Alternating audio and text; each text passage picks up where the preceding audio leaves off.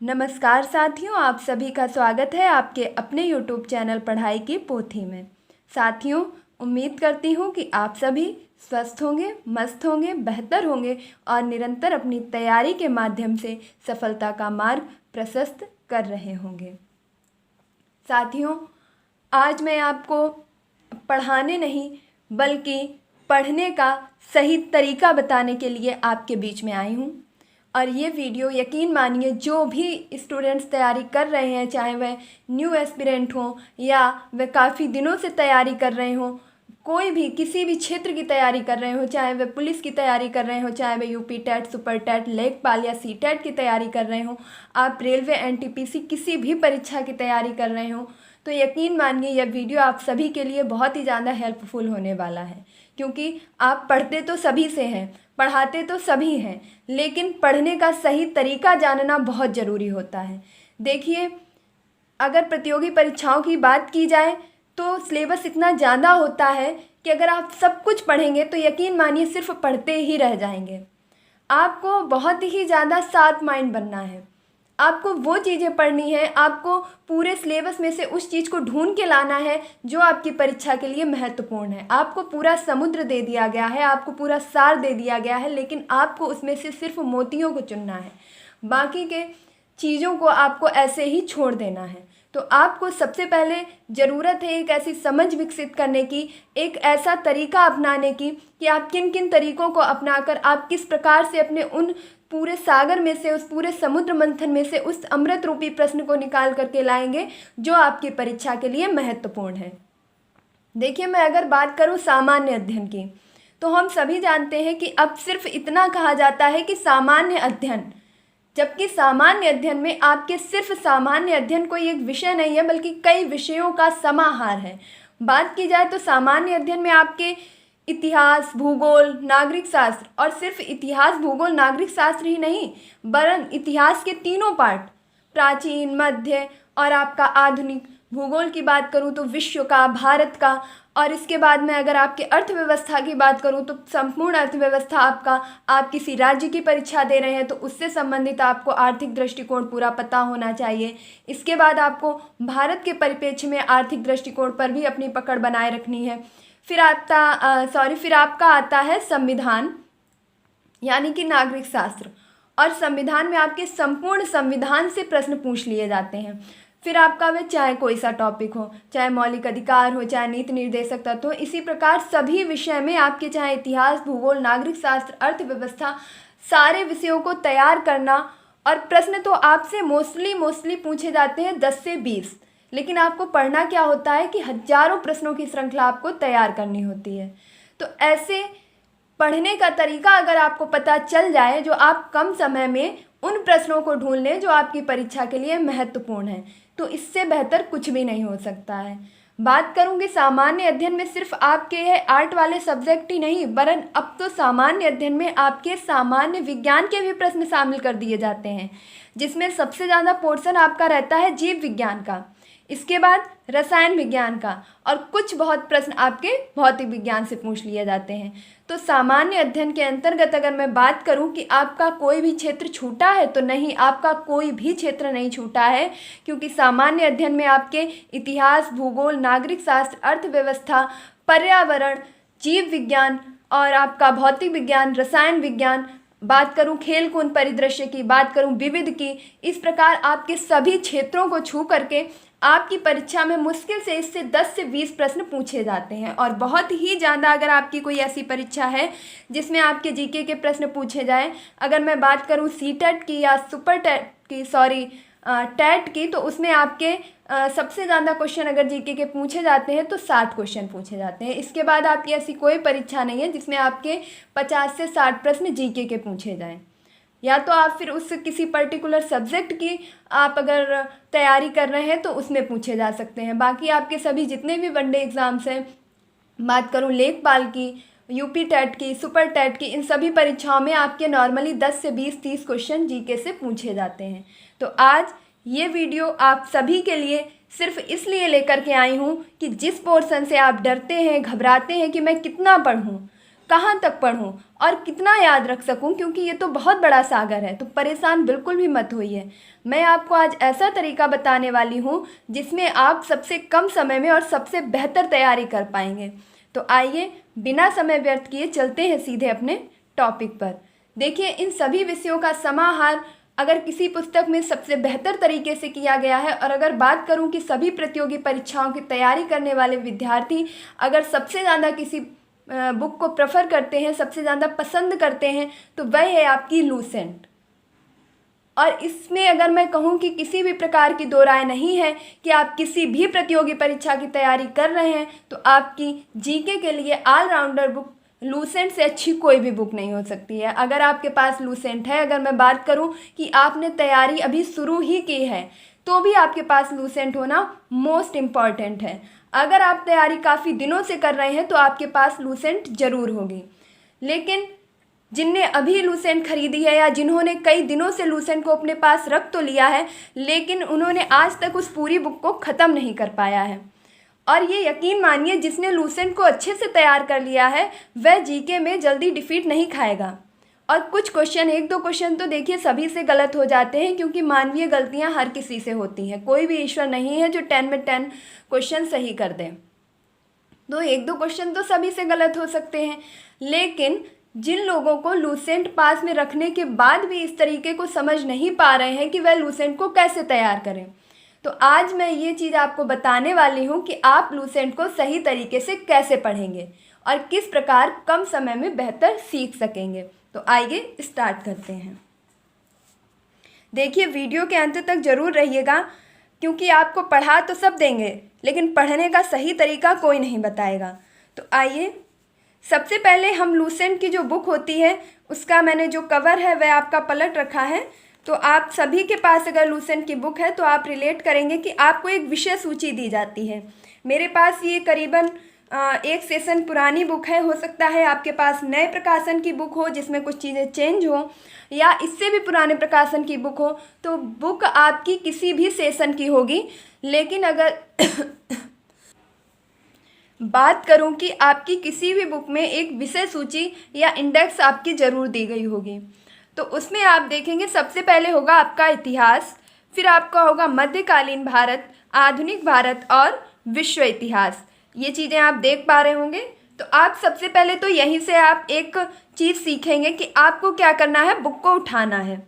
उसमें सबसे पहले तो आपको विषय सूची देखनी है, यानी कि इंडेक्स की। उसमें आपके क्या क्या पोर्शंस हैं, क्या क्या पार्ट्स हैं आपके जीके के। आपको ऐसा नहीं करना है कि किताब उठाई और कहीं भी बीच से खोला और पढ़ना स्टार्ट कर दिया। यकीन मानिए, इस तरीके से अगर आप पढ़ रहे हैं तो आप पढ़ भी लेंगे, लेकिन आप कभी भी उतनी बेहतर तरीके से अपनी चीज़ों की नॉलेज नहीं रख पाएंगे, क्योंकि आपने जो चीज़ें पढ़ी हैं वो एक बिखरे हुए रूप में पढ़ी हैं। और जो चीज़ें क्रम से पढ़ी जाती हैं वह चीज़ें हमें अच्छे से याद भी रहती हैं, और उन्हें हम जब भी दोबारा पढ़ते हैं तो हमें ऐसा बिल्कुल भी नहीं लगता है कि हमने ये चीज़ें कभी नहीं पढ़ी हैं। तो सबसे पहले तो आपको, अगर आपके पास जीके की बुक है तो आप इस लूसेंट बुक को नहीं है तो ज़रूर खरीदिएगा, और अगर है तो आप सभी रिलेट कर रहे होंगे कि आपको जो विषय सूची दी जाती है उसमें आप सबसे पहले इस प्रकार पोर्शन देखेंगे कि भारतीय संविधान, अर्थव्यवस्था, भारत का भूगोल, विश्व का भूगोल, आधुनिक भारत, मध्यकालीन भारत और प्राचीन भारत। तो अब आप सभी ने देख लिया होगा कि हमें विषय सूची में इस प्रकार से ये पोर्शंस दिए गए हैं और हमें इन्हें पढ़ना है। तो अब आप अपनी पसंद के अकॉर्डिंग, आपकी जो भी पसंद है, देखिए इसमें पीछे आपको कुछ और भी दिए गए हैं। एक सेकंड, इसमें पीछे आपको दिया गया है भौतिक विज्ञान, रसायन विज्ञान, जीव विज्ञान, इसके बाद विज्ञान एवं प्रौद्योगिकी, विविध, और बात करूं खेल कूद, और फिर सबसे अंतिम में आपका दिया गया है कंप्यूटर। तो देखिए, अब आपकी यहाँ पर जो सबसे ज़्यादा चीज़ काम आने वाली है वह है आपकी रुचि। अब आप अगर साइंस के स्टूडेंट हैं तो आप मोस्टली प्रेफर करेंगे कि मैं पहले साइंस को पढूं, क्योंकि आपकी रुचि साइंस में होगी। अगर आप आर्ट के स्टूडेंट हैं तो आपको लगेगा कि मैं भूगोल पढूं, इतिहास पढूं। तो ये चीज़ अब आप पे डिपेंड करती है, क्योंकि मैं अगर अपनी बात करूं तो मैं आर्ट स्टूडेंट हूं, तो मुझे हमेशा से ये रहता था कि मैं सरल चीज़ों को पहले पढूं, और आप भी यही कीजिएगा। आप किसी भी साइड से हों, लेकिन आप उस चीज़ को प्रेफर कीजिए जो आपको सरल लगता है। अगर आपको ऐसा लग रहा है कि मुझे सबसे पहले इंटरेस्ट आ रहा है मैं भूगोल के बारे में जानूं या पढूं, या इतिहास के बारे में पढूं, या अर्थव्यवस्था के बारे में पढूं, तो आप अपनी चॉइस के अकॉर्डिंग कोई भी एक सब्जेक्ट को आप क्या करेंगे, चूज़ कर लेंगे। जैसे अगर मैं बात करूं कि आपने जो है इसमें से आपने विज्ञान विषय के पोर्शन में चूज किया है जीव विज्ञान को, तो अभी आपको क्या पढ़ना है, जीव विज्ञान पढ़ना है। इसके साथ साथ अब आप एक सब्जेक्ट चूज करेंगे आर्ट का। देखिए ये कॉम्बिनेशन आपको ज़रूर बिठाना पड़ेगा, चाहे आप आर्ट के स्टूडेंट हो चाहे साइंस के स्टूडेंट हो, आपको दोनों पोर्शन लेकर के चलने हैं, क्योंकि अगर हम एक एक करके चीज़ें पढ़ेंगे तो हमें काफ़ी टाइम लग जाएगा। तो यकीन मानिए आप किसी भी एक साइंस के टॉपिक को चूज कर लीजिए। आपका भौतिक विज्ञान से रहा है तो आप उसमें ज़्यादा इंटरेस्टेड हो रहे होंगे तो आप उससे ले लीजिए, या रसायन विज्ञान को ले लीजिए, या जीव विज्ञान को ले लीजिए। आप किसी भी एक ऐसे साइंस सब्जेक्ट को ले लीजिए जिसे पढ़ने में आप सबसे ज़्यादा अपने आप को बेहतर महसूस कर पा रहे हैं। आपको लग रहा है कि मैं चीज़ों को समझ पाऊंगा या समझ पाऊंगी, कम समय में जान पाऊंगी, क्योंकि इसके बारे में पहले भी पढ़ चुकी हूँ। तो सबसे पहले तो आपको पढ़ाई के प्रति अपना इंटरेस्ट जगाना है। तो अगर मैंने मान लिया कि आपने जीव विज्ञान को चूज किया है, अब इसके साथ ही आपको एक आर्ट का सब्जेक्ट चूज करना होगा। जैसे यहाँ पे बात करती हूँ कि मैंने जीव विज्ञान के साथ साथ मान लीजिए इतिहास में से आपके 3 पोर्शन दिए गए हैं, तो अभी आप पूरे इतिहास को नहीं पढ़ेंगे, आपने पीछे से जीव विज्ञान को, और जबकि आगे के पेज में आपने इतिहास में से मध्यकालीन इतिहास को चूज कर लिया है, या आपने प्राचीन इतिहास को। देखिए मैं स्पेशली आप लोगों से ये पर्सनल शेयर करना चाहूँगी कि कभी भी अगर आप इतिहास पढ़ रहे हैं या भूगोल पढ़ रहे हैं, या आप बात करूँ संविधान पढ़ रहे हैं, तो उसमें उस टॉपिक का चयन पहले करें जो आपके श्रृंखला से दिए गए हों, क्योंकि अगर हम बीच से उठा लेते हैं तो चीज़ों की समझ उतनी अच्छी नहीं बन पाती है।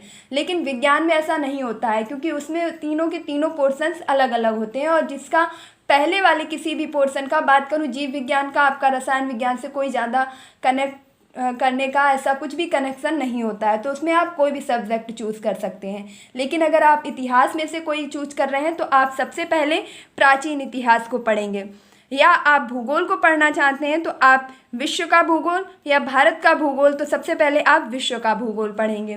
तो इस प्रकार आपने पीछे से जीव विज्ञान को लिया, और बात करूं कि इतिहास में से आपने सबसे पहले प्राचीन इतिहास को पढ़ना स्टार्ट किया। अब आप क्या करेंगे कि आप डेली का अपना एक रूटीन बना लेंगे। देखिए मैं मानती हूँ रूटीन फॉलो नहीं हो पाता है, 2 4 6 दिन पढ़ने के बाद में बीच में चीज़ें ऐसे हैंग होने लगती हैं और नहीं कंटिन्यू हो पाती हैं। तो उसके लिए आप परेशान नहीं होंगे, क्योंकि आपने जो कंटिन्यूटी 7 से 8 दिन पढ़ा है, तो अगर आपका एक दिन बीच में गैप हो जाता है तो ये आपकी जिम्मेदारी बनती है कि नेक्स्ट डे जब भी आप पढ़ेंगे तो आप पिछली वाली चीज़ को पहले पढ़ेंगे, उसके बाद आप उस डे का भी पढ़ेंगे, मीन्स आप उस दिन डबल मेहनत करेंगे। तो ये चीज़ अब आप पे डिपेंड करती है कि आप कितने दिन गैप करके कितने दिनों का एक साथ पढ़ सकते हैं। अगर आप नहीं पढ़ सकते हैं तो कोशिश कीजिए कि आप गैप ना होने दें। अभी आपको इतिहास से प्राचीन इतिहास के स्रोत पढ़ने हैं, और ऐसे ही आपको जीव विज्ञान में से पहला टॉपिक भी उठा लेना है। इस प्रकार करते करते अगर मैं बात करूं कि इसमें आपके प्राचीन इतिहास में कुल 26 टॉपिक हैं, और इसी प्रकार आपके जीव विज्ञान में भी शायद है कि 13 से 14 टॉपिक दिए गए हैं। तो आप अगर इसे अच्छे से पढ़ते हैं बहुत ही ध्यान से, और अगर कहूँ कि बिना बोझ लिए, तो मैं आराम से कह सकती हूँ कि आप इसे 5 से 6 दिन में पढ़ सकते हैं। अगर आप और किसी बुक को साथ में नहीं पढ़ रहे हैं, सिर्फ इसे पढ़ रहे हैं, तो आप 5 से 6 दिन में इन चीज़ों को पढ़ सकते हैं। फिर आपको क्या करना है कि इसी प्रकार सेम सीक्वेंस में आपको पीछे से रसायन विज्ञान को लेना है, तो इधर से आपको मध्यकालीन भारत को लेना है। फिर आपको भौतिक विज्ञान के साथ साथ आधुनिक भारत को पढ़ना है। इसके बाद आपको विश्व का इतिहास पढ़ना है, तो विश्व के इतिहास के साथ साथ आपको खेल कूद का परिदृश्य ले लेना है। इस प्रकार आप एक के साथ साथ 2 टॉपिक कवर करते रहेंगे। फिर आप क्या करेंगे कि आप ये देखेंगे कि जब आप लगभग 4 से 5 टॉपिक आगे के और 4 से 5 टॉपिक पीछे के पढ़ चुके होंगे, तो अब आपको लूसेंट का जो बोझ होता है वह बिल्कुल हल्का लगने लगा होगा, क्योंकि अब आपकी जो बुक का पोर्शन है वो आप 50% से भी अधिक अचीव कर चुके होंगे। तो अब आपके सामने चीज़ बची होगी मात्र 40% या 30%, जिसे आप आसानी से पढ़ सकते हैं इसी प्रकार पोर्शन में बांट कर। तो ये तो बात हुई किताब को पढ़ने की कि आप उसे किस प्रकार डिस्ट्रीब्यूट करके उसके जो पार्ट्स हैं उन्हें किस प्रकार से डिस्ट्रीब्यूट करके आप पढ़ना स्टार्ट करेंगे। तो ये बात हो गई कि आपके पढ़ने के जो बात कहूँ स्टार्टिंग की। अब हम बात करेंगे कि इसे पढ़ना कैसे। हमने स्टार्ट कर दिया, पेज खोल लिया, अब मैं इसे कैसे पढूँ, क्योंकि उसमें जो चीज़ें दी गई हैं एक एक पेज में, क्या नाम है आपके, मैं अगर बात करूँ कि सिर्फ 10 से 12 या 15 क्वेश्चन ऐसे होते हैं जो मोस्ट इम्पॉर्टेंट होते हैं। बाकी चीज़ें आपकी इम्पॉर्टेंट होती हैं और उसके बाद बची हुई चीज़ें आपकी ठीक ठीक होती हैं। बात करूँ कि इक्वल, ना ज़्यादा महत्वपूर्ण और ना ही ऐसी कि जिन पे ध्यान ना दिया जा सके। देखिए, आपका जो भी टॉपिक निकलता है जीके से या किसी भी पोर्शन से, तो आपने देखा होगा कि उसकी स्टार्टिंग से लेकर के और लास्ट तक चीज़ों को समझाने के लिए पूरा लिखा जाता है, लेकिन आपसे प्रश्न सिर्फ इम्पॉर्टेंट चीज़ों से पूछे जाते हैं। तो आइए अब मैं आपको बताऊंगी कि आपको स्टार्ट कहाँ से करना है। देखिए, हम सभी देख रहे होंगे कि जैसे मैंने इतिहास टॉपिक खोल रखा है, तो इससे अब आपको कैसे पढ़ना है। देखिए, मैं हमेशा पर्सनली पेंसिल का यूज़ करती हूँ, क्योंकि काफ़ी लोग यहाँ पर ये भी कहते हैं कि आप पेन का यूज़ करिए। तो पेन का यूज़ करेंगे, आप ज़्यादा रंगेंगे पोतेंगे, तो आप जब दोबारा बुक देखेंगे तो आपको ऐसा फील होगा कि मैं ये सब कुछ पढ़ चुकी हूँ। तो ये भी एक बेहतर तरीका है, लेकिन अगर मैं अपनी पर्सनली बात करूँ तो मैं पेन से ज़्यादा पेंसिल प्रेफर करती हूँ, क्योंकि अगर हम कहीं पर गलत टिक कर देते हैं या हम कुछ लिख देते हैं और कुछ समय बाद हमें उसमें कुछ करेक्शन करना है या कुछ भी करना है, तो हम उसे रफ भी कर सकते हैं। पेन से क्या होता है, हमारी बुक ख़राब हो जाती है। तो इस चीज़ का आप खास ध्यान रखेंगे, और फिर ये आप पे भी डिपेंड करता है कि आप अपनी बुक की कितनी ज़्यादा केयर करते हैं। तो मैं स्पेशली पेंसिल का मोस्टली ज़्यादा, मतलब अगर बात करूँ, पेंसिल का बहुत ज़्यादा प्रयोग करती हूँ। तो सबसे पहले मैंने क्या किया है, बिल्कुल स्टार्टिंग से एक एक लाइन को बारीकी से पढ़ा है। पढ़ने के बाद मुझे जो भी चीज़ इंपॉर्टेंट लगी है, जैसे मैंने यहाँ पर अंडरलाइन कर रखी है, प्राचीन ईरानी इसे सिंधु के नाम से, तो मैंने इस लाइन को यहाँ पर अंडरलाइन कर दिया है। से जोड़ते थे, यानी कि प्राचीन जो आपके यूनानी थे वह आपके भारत को सिंधु के नाम से, यानी कि सिंधु नदी के नाम से जोड़कर हिंदू बुलाते थे। तो इस चीज़ को मैंने अंडरलाइन किया है। इसके बाद मैंने यूनानी इसे इंदे, इसको अंडरलाइन किया है। फिर इसे हिंदुस्तान कहा जाने लगा मध्यकालीन भारत में, इस चीज़ को अंडरलाइन किया। हो सकता है आपको पेंसिल की वजह से काफ़ी साफ ना दिख रहा हो, तो ये चीज़ें मैंने पहले से ही अंडरलाइन कर रखी हैं, क्योंकि मैं ये पोर्शन पढ़ चुकी हूँ। तो इसी प्रकार आप स्टार्टिंग से पढ़ना स्टार्ट करेंगे और बहुत ही इत्मीनान से पढ़ते जाएंगे और जहाँ पर भी आपको एक सटीक आंसर मिलेगा, सटीक क्वेश्चन मिलेगा, उसे आप तुरंत ही अंडरलाइन कर लेंगे।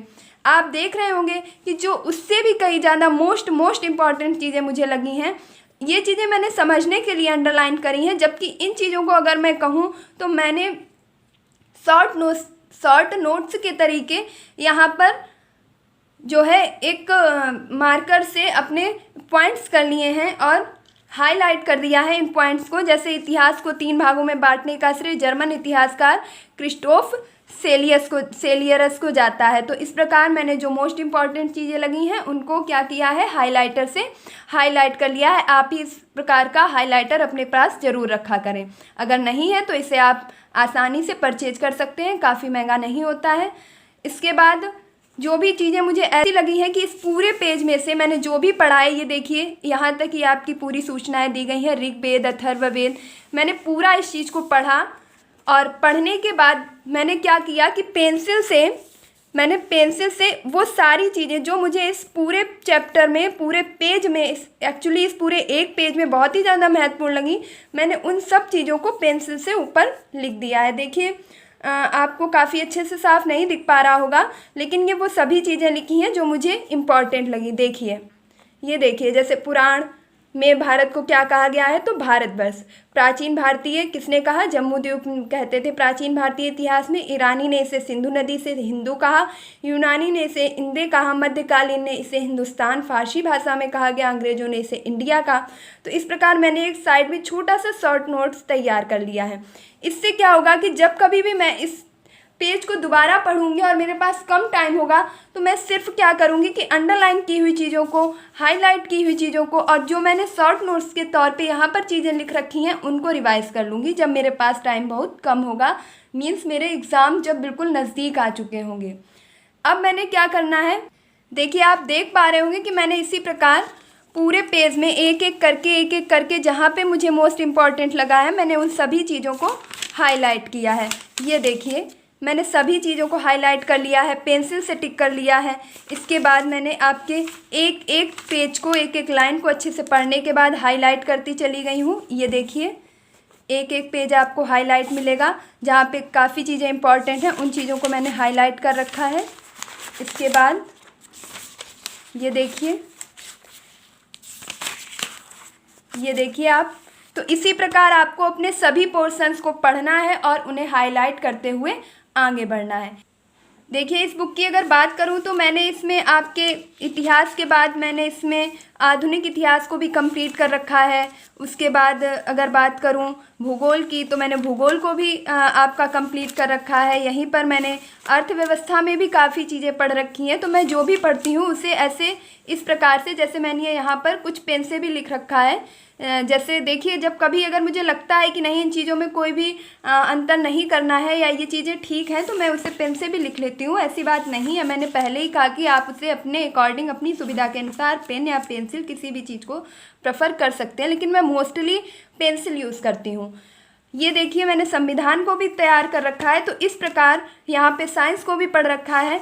इसी प्रकार से आप क्या करेंगे कि आप एक एक करके सभी चीज़ों को तैयार करते चलेंगे। लेकिन आपका सीक्वेंस क्या होगा, तो आपका सीक्वेंस वही होगा कि एक पोर्शन के साथ आप दूसरे पोर्शन को साथ में लेकर के पढ़ेंगे। तो ये तो बात हो गई कि आप इसे किस प्रकार पढ़ेंगे। और आप अपने साथ जब भी पढ़ेंगे तो पेंसिल ज़रूर रखेंगे, हाइलाइटर ज़रूर रखेंगे। इसके बाद अगर आप पेन का यूज़ करते हैं तो आप पेन भी रख सकते हैं। फिर आप क्या करेंगे, जो भी चीज़ें आपको पूरे पेज में मोस्ट इंपॉर्टेंट लगेंगी उन्हें आप ऊपर लिखेंगे। जैसे देखिए ये लिखा हुआ है मेरे हर पेज में अगर मैं बात करूं तो आपको 1 से 2 लाइनें कुछ ना कुछ पॉइंट्स ऊपर ज़रूर लिखे मिल जाएंगे। तो इस प्रकार मैंने सभी पेजों में कुछ ना कुछ ऊपर लिख रखा है। ये देखिए हर पेज में आपको कुछ ना कुछ लिखा हुआ मिलेगा। ऐसे आप भी एक आदत डालिए और जो मोस्ट इंपॉर्टेंट चीज़ें हैं उन्हें ऊपर ज़रूर लिखिएगा। ये देखिए कहीं पर पेन से कहीं पेंसिल से मैंने हर चीज़ को ऊपर ज़रूर लिखा है, छोटी छोटी अक्षरों में लिख रखा है। इसके बाद आपको क्या करना है कि आपको बहुत ही आसानी से, अगर आपके पास टाइम है, आपको ऐसा लगता है कि हाँ मेरे पास टाइम है, अभी मैंने तैयारी शुरू की है और मेरे एग्ज़ाम को लगभग 4 से 6 महीने हैं और मैं टाइम ज़्यादा दे सकती हूँ, तो आपको क्या करना है, इससे भी ज़्यादा बेस्ट आपको तैयार करना है एक नोट्स। ये तो बात हो गई किताब को पढ़ने के तरीके की कि आप किताब को किस प्रकार से पढ़ सकते हैं। अब मैं बात करूँगी आपसे नोट्स की कि आप लूसेंट से अपना एक खुद का अपने आप से लिखा हुआ एक नोट्स भी तैयार करेंगे। देखिए मैंने पहले बुक को पढ़ा, अंडरलाइन किया, उसके बाद कुछ महत्वपूर्ण चीज़ें उसके ऊपर जो पेज में जगह थी वहाँ पर लिखी। इस प्रकार मुझे क्या होगा कि जब भी मैं किताब को दोबारा रिवाइज़ करूँगी तो यकीन मानिए पूरी किताब रिवाइज़ करने में मुझे 1 से 1.5 घंटे का ही समय लगेगा और मैं सारी किताब रिवाइज़ कर सकूँगी, क्योंकि उसमें मैंने मोस्ट इंपॉर्टेंट चीज़ों पर पहले से ही टिक कर रखा है। अब मैंने क्या किया है, क्योंकि ये नोट्स मैंने काफ़ी टाइम पहले तैयार किया था, उस टाइम मेरा कोई एग्ज़ाम नहीं था, मेरे पास काफ़ी टाइम था, तो मैंने लूसेंट को पढ़ने के साथ साथ एक नोट्स भी तैयार किया। खुद से नोट्स तैयार करने का एक फ़ायदा होता है कि आप चीज़ों को बहुत ज़्यादा याद रख पाते हैं। पहले आप पढ़ते हैं, अंडरलाइन करते हैं और फिर उसी चीज़ को आप जब नोट्स में लिखते हैं तो आपके प्रत्येक प्रश्न का कम से कम 2 से 3 बार रिवीजन हो जाता है। और इस प्रकार आप जब कभी भी उस नोट्स को उठाते हैं तो आपको मुश्किल से आधा घंटा भी नहीं लगता है और सारी चीज़ें रिवाइज हो जाती हैं। तो मैंने क्या किया कि एक पहले पेज में सारे टॉपिक्स लिख लिए कि किसके बाद कौन सा टॉपिक आना है। ये देखिए आप देख रहे होंगे मैंने पूरे जो है इतिहास का, मध्यकालीन, प्राचीन और आपके आधुनिक पूरे इतिहास का मैंने क्या किया है, एक नोट्स बनाया है। तो सबसे पहले मैंने एक लिस्ट तैयार की कॉपी के फर्स्ट पेज में। उसके बाद मैंने क्या किया है, उसके बाद एक सेकेंड, मैंने क्या किया है कि यहाँ पर मैंने लिखना स्टार्ट किया है। सबसे पहले मैंने इतिहास हेडिंग डाल के, देखिए ये नोट्स मेरा काफ़ी पुराना है, मैं आप लोगों को बता दूं, ये मैंने बहुत पहले बनाया था, तो मैंने काफ़ी इसमें बहुत ज़्यादा चीज़ें ऐसे सजा वजा के नहीं लिखी हैं, सिर्फ अपने हिसाब से नोट्स को तैयार किया है कि मैं इसे कैसे कम समय में रिवाइज़ कर सकूं। तो आप देख रहे होंगे कि मैंने एक एक चीज़ों को इस प्रकार लिखा है। और मैं हर नोट्स में जब भी नोट्स बनाती हूँ तो 2 से 4 लाइनें, 10 लाइनें ज़रूर छोड़ देती हूँ। और इस नोट्स में भी मैंने काफ़ी लाइनें छोड़ी थी, जिसे मैंने बाद में जो भी चीज़ें इंपॉर्टेंट मिलती गई उन्हें लिखती गई हूँ। तो इस प्रकार ये मैंने पूरा जो है अपना नोट्स तैयार कर रखा है। ये देखिए आप एक एक वेद के बारे में एक एक क्वेश्चंस आपको ऐसे ही मिलते चले जाएंगे। यहाँ पर आप देखिए सिंधु घाटी सभ्यता के बारे में मैंने जो भी चीज़ें इम्पॉर्टेंट निकली हैं उन सभी को लिखा है। उसके बाद आपका मैंने वैदिक काल के भी बारे में लिखा है। ये देखिए इस प्रकार आप क्या करेंगे कि अपनी राइटिंग में अपने हिसाब से अपने तरीके से आप नोट्स को कंप्लीट करते चलेंगे। तो इस प्रकार मैंने पूरा नोट्स तैयार कर रखा है मगध राज्य अशोक के बारे में। अब देखिए आप कितना घना लिखा हुआ है, जबकि यकीन मानिए जब ये नोट्स मैंने तैयार किया था तो इसमें काफ़ी जगह छूटी थी, लेकिन जिस तरह से मैं तैयारी करती गई, पढ़ती गई, धीरे धीरे चीज़ें मिलती गई, तो मैंने क्या किया कि मैंने जब भी अशोक के बारे में कहीं पे भी पढ़ा तो मैंने उस चीज़ को तुरंत अपने इसी नोट्स में नोट कर लिया। उससे क्या बेनिफिट होता है कि अब मैं जब भी इस चीज़ को पढ़ूंगी तो मैं दोबारा एक साथ रिवाइज कर पाऊंगी। ये देखिए इस प्रकार मैंने पूरा नोट्स अपना कंप्लीट कर रखा है, क्योंकि मैं नोट्स में भी पढ़ती रहती हूँ और जो डेट्स वगैरह होती हैं उन्हें हाईलाइट करती हूँ। आप भी ऐसा कर सकते हैं। तो इस प्रकार आप देख रहे होंगे कि मैंने अपना जो इतिहास का है वह पूरा नोट्स तैयार कर रखा है। अब मैं जब भी एग्ज़ाम देने जाऊँगी या जब भी मेरा एग्ज़ाम होगा तो मैं इसे सबसे कम टाइम में रिवाइज कर पाऊँगी। इसी प्रकार मैंने संविधान का भी नोट्स तैयार कर लिया था। जैसे आप देख रहे होंगे ये संविधान है। इसके बाद मैंने मौलिक अधिकार कितने हैं, क्या हैं, इन सब के बारे में तैयार किया। और फिर मैंने यहीं पर राज्य के नीति निर्देशक तत्व, ये देखिए राज्य के नीति निर्देशक तत्व, इन सभी को एक एक अनुच्छेद को मैंने इस प्रकार क्रम से लिखा, अंडरलाइन किया। अभी मैंने क्या किया है कि इन सभी चीज़ों को, ये राष्ट्रपति के बारे में देखिए, आपको चीज़ें मैं बहुत ज़्यादा क्लियर नहीं दिखा पा रही हूँ, तो आप सिर्फ रिलेट कीजिए कि मैंने किस प्रकार अपने नोट्स को तैयार किया है। आप हेडिंग डालिए और बाकायदा अपने समझने के अनुसार आप अपने नोट्स को तैयार कीजिए। फिर मैंने क्या किया है कि जो भी चैप्टर मैं पढ़ती थी तो उससे संबंधित जितने भी अनुच्छेद निकलते थे, जैसे मैंने उपराष्ट्रपति के बारे में पढ़ा, जो पीछे का मेरा पोर्शन है वो उपराष्ट्रपति का टॉपिक है, तो मैंने क्या किया, जस्ट उसके पीछे वाले पेज में उपराष्ट्रपति से रिलेटेड जो भी अनुच्छेद होते थे उनको एक ही साथ नोट कर लेती थी। आप देख रहे होंगे ये सभी। और इसके बाद पेज में अभी भी नीचे काफ़ी जगह छूटी हुई है। इससे क्या होता है कि अब मैं कभी भी उपराष्ट्रपति से संबंधित कोई अनुच्छेद अगर कहीं और से पढ़ती हूँ या देखती हूँ किसी भी बुक में तो मैं उसे यहाँ पर नोट कर सकती हूँ। ऐसे ही मैंने पूरा अपना बात करूँ संविधान का नोट्स, ये देखिए मूल अधिकार सब कुछ तैयार कर रखा है। और इसके बाद मैंने एक काम और किया कि मैंने अनुच्छेदों को लाइन से पढ़ना स्टार्ट किया। मीन्स पहले मैंने टॉपिक वाइज तैयार किया, उसके बाद मैंने ये देखिए आपको दिखाती हूँ एक चीज़, संविधान के अनुच्छेद 1 2 3 4 5 6 7 8 9 10 देखिए आपका पीछे पेज में है। इसी प्रकार मैंने क्या किया कि सारे अनुच्छेद को सीक्वेंस में लिखना स्टार्ट किया। देखिए यकीन मानिए अगर आपने संविधान में अनुच्छेदों को तैयार कर लिया, इसका मतलब है आपने संविधान को तैयार कर लिया, क्योंकि प्रत्येक बात आपकी किसी न किसी अनुच्छेद में कही गई है। तो आप उस चीज़ के बारे में तो जान ही जाते हैं, प्लस उससे रिलेटेड अनुच्छेद को भी सीख जाते हैं। तो मैंने 110, 11, 12 इसी प्रकार सभी अनुच्छेदों को आगे तक लिख रखा है। तो ये तो बात हो गई है मेरी संविधान के नोट्स की। और इसी प्रकार अगर मैं आपसे, देखिए आप कोई भी नोट्स ले सकते हैं, कैसे भी आप सिंपल कॉपी का यूज़ कर सकते हैं। ज़रूरी नहीं है कि आप बहुत ही महंगी कॉपी ख़रीदेंगे, आप साधारण पेन साधारण कॉपी में भी लिख सकते हैं। अच्छा होगा कि अगर आप किसी साफ पेज की कॉपी का यूज़ करें, और क्योंकि उसमें आप अच्छे से देख पाएंगे। तो ये तो हो गई है लूसेंट को पढ़ने की बात, और किस प्रकार आप अपने नोट्स को तैयार करेंगे ये चीज़ें। तो मैं पूरी उम्मीद करती हूँ कि आई होप आप चीज़ों को समझ पाए होंगे, रिलेट कर पाए होंगे। तो अगर आप किसी भी प्रतियोगी परीक्षा की तैयारी कर रहे हैं और आपको समझ में नहीं आ रहा है कि आप लूसेंट कैसे पढ़ें, तो अब तक आप चीज़ों को समझ चुके होंगे कि सबसे पहले आपको पोर्शन में बांटना है, फिर आपको एक आर्ट साइड और एक साइंस साइड का पोर्शन साथ में लेकर के चलना है। इसी प्रकार आप आधी आगे से और आधी पीछे से लूसेंट को पढ़ते रहेंगे और धीरे धीरे आपके लूसेंट के सारे टॉपिक कवर हो जाएंगे। अगर आपके पास टाइम है तो आप एक शॉर्ट नोट्स भी तैयार कीजिए, जिस प्रकार मैंने तैयार कर रखा है। यह आपकी परीक्षा के अंतिम क्षणों में बहुत ही ज़्यादा लाभदायक सिद्ध होगा। तो प्यारे साथियों, उम्मीद करती हूँ कि आप चीज़ों को समझ पाए होंगे। और यकीन मानिए अगर आप इस तरीके से लूसेंट तैयार करते हैं तो आप सामान्य अध्ययन या कहूँ जीके जीएस में आप बहुत ही मजबूत पकड़ बना लेंगे और आपकी तैयारी एक बेसिक से लेकर के हाई स्टैंडर्ड तक मेंटेन हो जाएगी, क्योंकि जो लूसेंट बुक है वह आपकी जो न्यू एस्पिरेंट होता है, बात करूँ एकदम बिल्कुल जीरो से तैयारी शुरू करता है, वह भी लूसेंट पढ़ता है। और जो आपके IAS PCS की तैयारी करते हैं उनके पास भी बेहतरीन बुक्स कलेक्शन होती हैं, लेकिन वो अपने साथ में लूसेंट को भी लगा के रखते हैं। तो इसलिए मैं आपको कहना चाहूँगी कि आप लूसेंट सभी के पास देखेंगे, लेकिन लूसेंट पढ़ने का सही तरीका और उसे किस प्रकार से तैयार किया जाए, ये चीज़ें बहुत महत्वपूर्ण होती हैं। लूसेंट तो हम सभी पढ़ते हैं, तो उम्मीद करती हूँ कि अब आप अपनी लूसेंट को, अपने सामान्य अध्ययन को इस प्रकार पढ़ेंगे, मजबूत करेंगे और अपनी तैयारी को एक निर्णायक दिशा प्रदान करेंगे।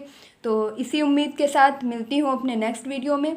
तब तक के लिए खुश रहिए, मस्त रहिए, तैयारी में निरंतरता बनाए रखिए और हाँ, एक चीज़ का विशेष ध्यान दीजिएगा कि आप कंटिन्यूटी रखेंगे। अगर आप एक दिन का गैप कर रहे हैं, मीन्स है कि आप जिस दिन भी पढ़ेंगे तो सबसे पहले आप पिछला पढ़ेंगे, उसके बाद आप अपना आगे का रिवाइज करेंगे। और एक मोस्ट इम्पॉर्टेंट बात कि आप सप्ताह के सारे दिनों में पढ़ेंगे, लेकिन आप संडे वाले दिन जो भी पढ़ चुके हैं उसका रिवीजन करेंगे। जैसे आपने सोमवार से लेकर के शनिवार तक इतिहास और जीव विज्ञान को पढ़ा, अब आप जितना भी पढ़ पाए हैं, अब आपको संडे वाले दिन उसका आगे का एक भी टॉपिक नहीं टच करना है। अब आपको संडे वाले दिन इतिहास और जीव विज्ञान की पढ़ी पढ़ाई चीज़ों को रिवाइज करना है। तो इस प्रकार आप सीखते भी जाएंगे, रिवीजन भी करते जाएंगे। एक नोट्स भी आपका जो आप ऊपर अंडरलाइन करके लिख रहे हैं, पेज की छूटी हुई जगह में लिख रहे हैं, नोट्स भी तैयार करते जाएंगे। तो अगर मैं बात करूं कि आप एक साथ 2 से 3 चीज़ों को कर रहे हैं, जिसमें आपका प्रत्येक प्रश्न 4 से 5 बार रिवाइज होगा, तो आप क्या कर रहे हैं, आप एक बेहतर तैयारी कर रहे हैं। तो उम्मीद करती हूँ कि अब आप इसी प्रकार अपनी तैयारी करेंगे और अच्छे से सीख पाएंगे। तो तब तक के लिए खुश रहिए, मस्त रहिए, तैयारी में निरंतरता बनाए रखिए। मिलती हूँ अपने नेक्स्ट वीडियो में। धन्यवाद।